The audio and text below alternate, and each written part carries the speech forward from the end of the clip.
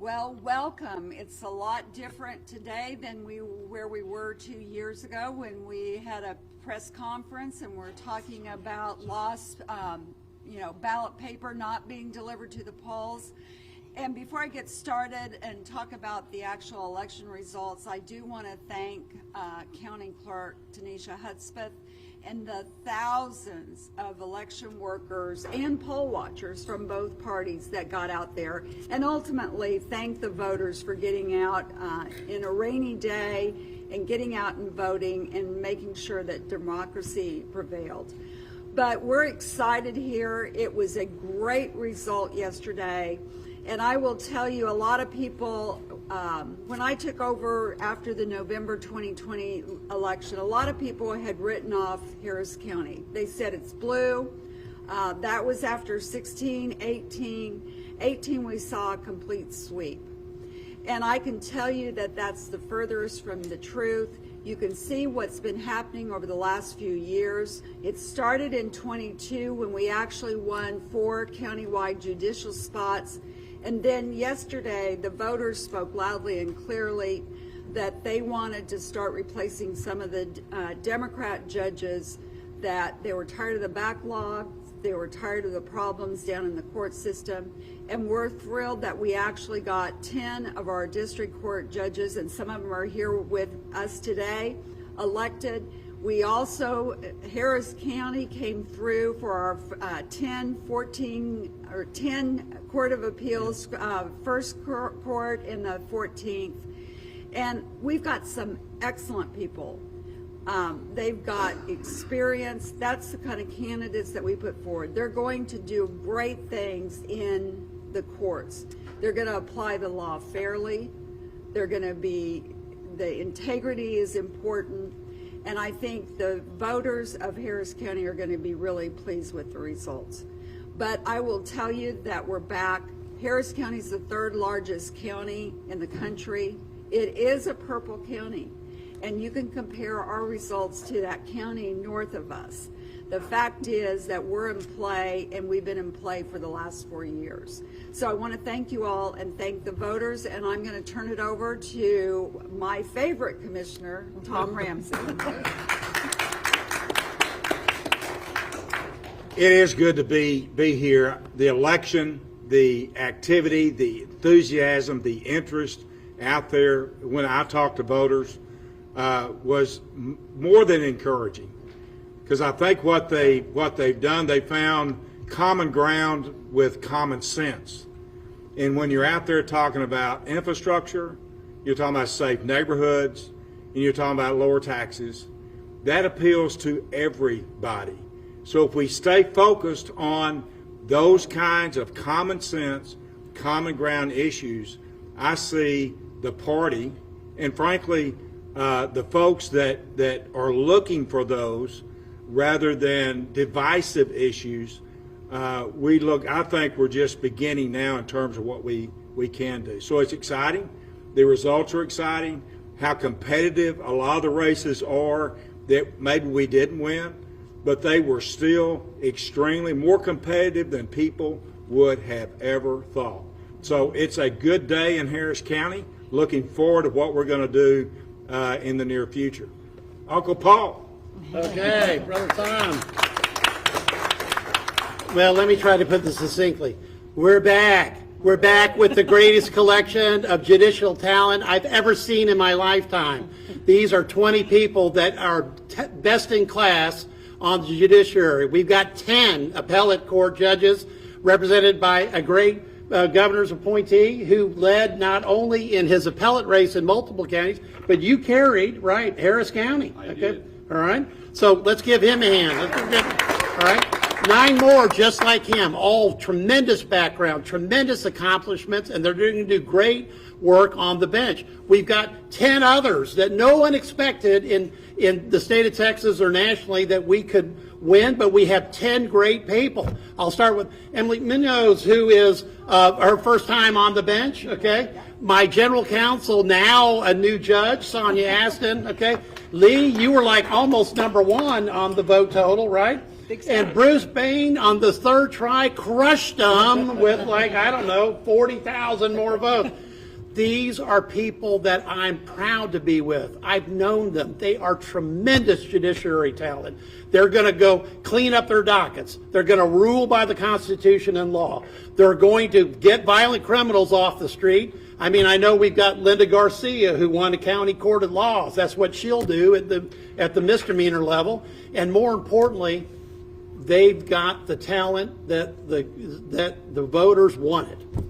They've got the judicial temperament, okay? And they are going to keep violent criminals off the street. They're going to clean up their dockets. They're going to show efficiency. And this is going to be a group that even President Trump is going to be incredibly proud, because this is the best group of Harris County judiciary I've ever seen. They're the greatest. They're the greatest ever, okay? And in all seriousness, they are. That's what this election was about. It was about getting the message out that the courthouse couldn't stand to operate the way it was. The courthouse couldn't release violent criminals like popcorn. And we have to thank people like Stop Murders, Texas lawsuit reform, the families of the deceased who spoke out and made a difference, that the public realized that there's a difference between a Republican jurist and a Democrat jurist, if that Democrat jurist is going to be soft on crime.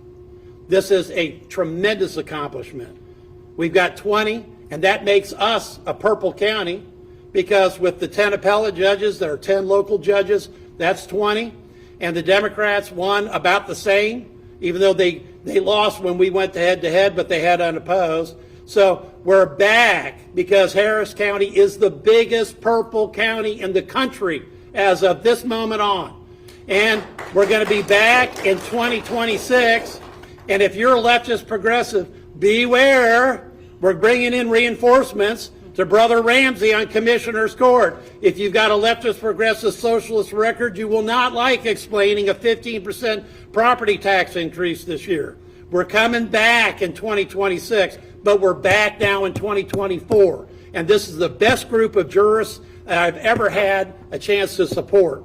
And 1 million text messages and a robocalls later, I know Cindy did 1.1 million, and Tom was everywhere with his help too. We've made a tremendous difference. And more importantly, these judges are going to make a difference in everybody's lives. Everybody's lives in Harris County improve because of these tremendous judiciary representatives that we've got. I am incredibly optimistic about the future of Harris County, and we'll be here in 2026 with an even greater team, so stay tuned. All right, quick comments. Lee, come on. Sure.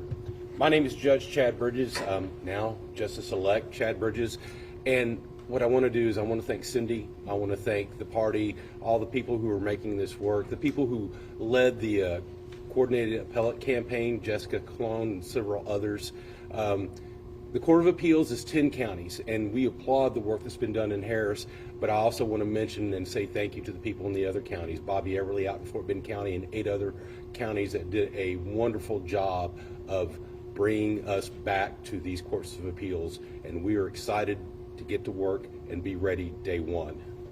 Now, this is a governor's appointment there's going to be 4 more governor's appointments. We're not done yet, are we? 5. Well, that's right, 5, because everybody's got a battlefield promotion. So the governor's going to be appointing 5 more jurists. Lee, quick comments? First of all, I want to thank Cindy and her staff for all of the support and all the time that they've put in that nobody sees. Thank you guys in the back of the room, because y'all have just been soldiers all the time. And special thanks so much to the people of Harris County who came out and supported us and are giving us the opportunity to do what we know that needs to be done and to make sure that we are providing the best possible justice system for the people that live and work in this county. Emily, come on. Okay. Good afternoon. My name is Emily DeToto, Judge-elect of the 177th Criminal District Court. I decided to run because I live downtown. I've been practicing law for 27 years and was sick of the catch and release system that our Harris County criminal justice system has become. I routinely appear on Behind Breaking Bond, and I'm intimately aware of how liberal judges are giving dollar bonds or PR bonds for repeat offenders.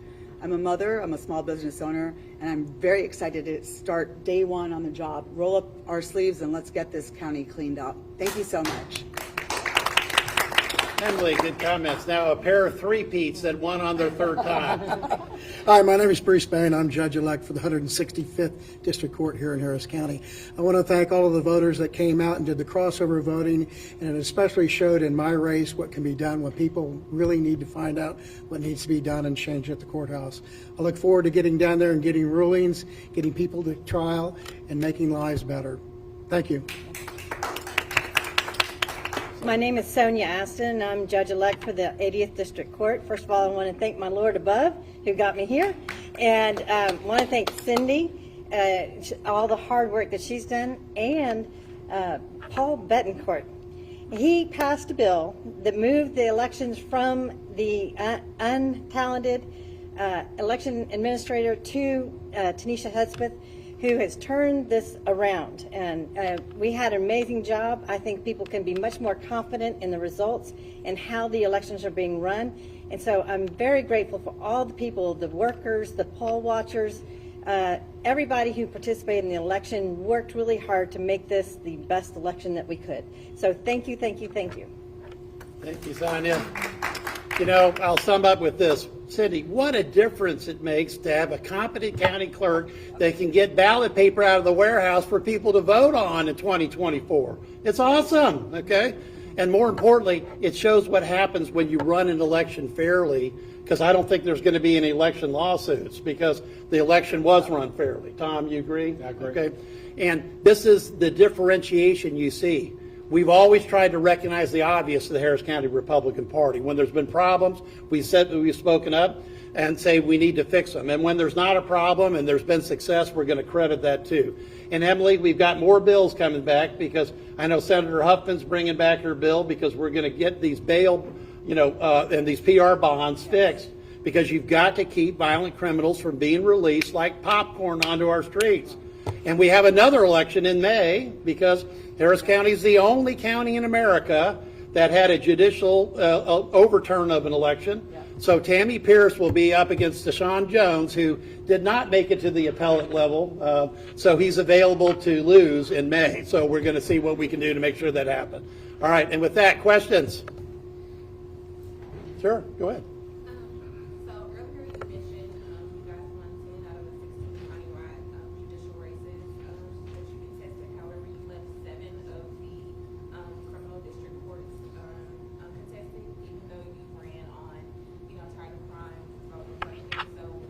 Sure. Either way. Okay. So, it sounds easy to find great candidates. We've got a committee that actually recruits, and I will tell you, we already have 2 people who have said they're going to run in 2 years. We worked really hard in 22 to get a full slate of candidates. But what I think a lot of people don't realize is when we came off of 2014 and 2016, 2018, that for an attorney to run for judge in a situation where we have seen how the Democrat judges have been punitive, we've seen what happened to Kim Ogg in her race in the primary. So it's hard for an attorney to say, I'm going to take 18 months, a year of my life, I'm going to give up my practice, my livelihood, and if I don't win, the possibility is my livelihood and being able to take care of my family is going to suffer. I think you're going to see it's dramatically different in 2 years because the fact is we got great judicial candidates elected. Success breeds success. We saw it with President Trump. There was a level of enthusiasm in his campaign that you didn't see in Kamala Harris's campaign, and the same thing has been carried over into the county. And I fully expect it'll be much easier to recruit more great judicial candidates in 2 years, and that's where we're aiming for. And it's not just our judges in 2 years. I'm going to tell you, Lena Hidalgo, we're coming for your spot. We're going to be running a strong candidate. We came really close 2 years ago with Alexandra Mueller, and we're not stopping until we take Harris County back. We get taxes where they should be instead of raising at a time when people are struggling to pay their bills. And we're going to clean up this county and get back to practical solutions. Because ultimately, this is all of our homes. I don't care whether you're a Republican or a Democrat, you know, we're Texans, we're citizens of Harris County, we're Americans. You know, we all want the same thing. What do we want? We want to be able to educate our children, to give them great opportunities that maybe we didn't have growing up. We want our families to be safe, whether you live in 5th Ward or you live in River Oaks or you live where I do in Bel Air. We want our paychecks to go further. You know, it's all about the American dream, and that's what we're trying to do here in Harris County with the Republican Party and the state of Texas. Look, you've seen an unprecedented political comeback. What President Trump has done has only been done one time in history before, and that was literally 2 centuries ago. Okay, what you've seen in Harris County is a similar comeback, because in Harris County, we were swept in 16, we were swept in 18, we were swept in 20. Under Cindy's leadership, we picked up a handful of judges that gave us a tinge of purple. And now we're 20-20 on judicial races, we're 50-50. This is a huge, historic comeback, because it was a decade ago before we've had this type of success. And that's why we're back, and that's why we're going to be back, and we're going to continue to be back, because the citizens and the voters of Harris County want us to be back. Tom? Or you want to take questions? Up to you. Go. Questions? Greg, go. I've been doing this 40 years, and something happened last night I've never seen. That is a swing in the Hispanic vote in Texas that went from Biden plus 17 in 2022 to Trump plus 10. That's a 27% swing. And it gets even bigger when you talk about Latino males. It was a 40% swing. What does that portend for Republicans in Texas? Okay, it pretends, and we projected 2026, and I want Emily to come and talk about this. It pretends that the Democrats are going to have a very difficult time fielding a statewide ticket in 2026, because Trump won by nearly 15 points, 14 points, Ted Cruz by nearly 9, and they're going to have a difficult time because of the realities of this huge shift between Hispanic voters, black voters, Jewish voters. This is a very populist and very enlarged Texas party at this Republican Party at this point, and it's because of the issues. Because you nailed it on the issue. Come on up. Yeah, so the one issue that's overriding besides the border is this. Crime, and we all live here, and we want our family to be safe. We want our businesses to be safe. We want our communities to be safe. I think in this election, people voted their values.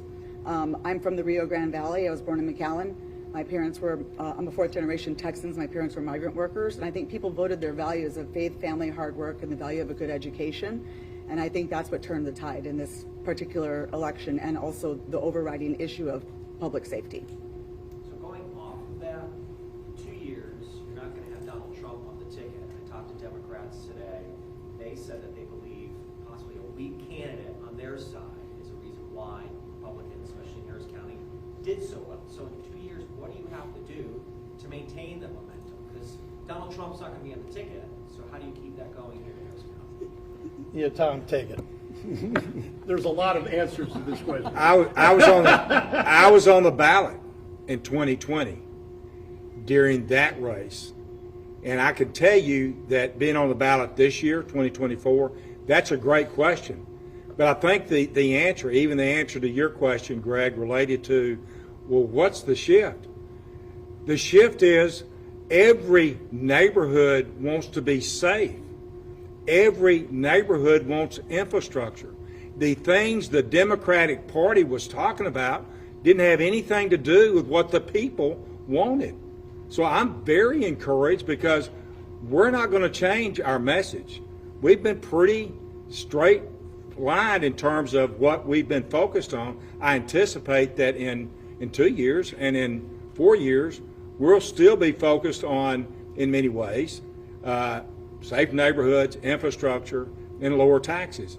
And I think the issues with the Democratic Party in terms of, well, clearly we had a bad candidate. No, you had a bad message.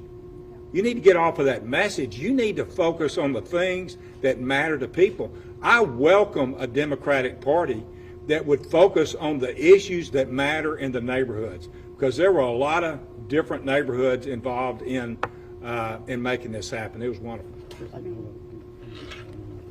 I think it's really important. Monday night, I was with Governor Abbott, okay? And one of the singular things that Governor Abbott did that changed the entire debate nationally was Operation Lone Star. When he started sending illegal migrants up to New York and all in Washington, it changed the tapestry of the debate. That same gentleman is on the ballot in 2026, and he's going to run over his Democrat opposition like a steamroller, okay? I saw it in his eyes on Monday night, and he's ready to do it. Now, there's one thing that could stop him, is that, somebody could make him an offer he can't refuse to go to D.C., but we don't know. Same thing could happen to Dan Patrick, who's also the greatest lieutenant governor in the country.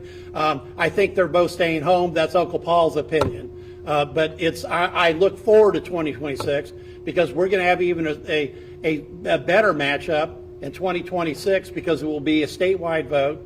And I can only pity the Democrats that are going to have to run against that juggernaut. Senator, Yeah, go ahead. We're seeing that this was not a very good election for progressive candidates, the district attorney in Los Angeles County, Sure. the mayor of San Francisco. Would you say that this is the end of the concept of progressive legal reform?